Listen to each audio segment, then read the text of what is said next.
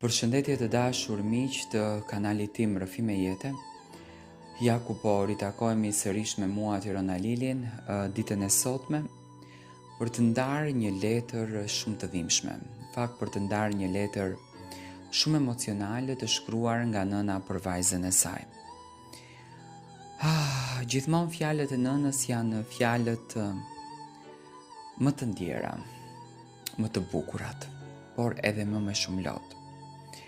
Nëna gjithmonë di të dhuroj emocion, di të dhuroj dashuri.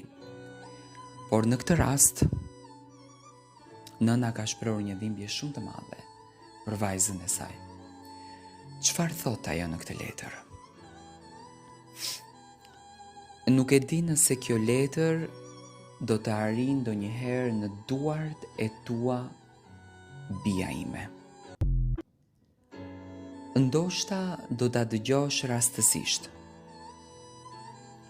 Ndoshta dikush do ta lexoj për ty.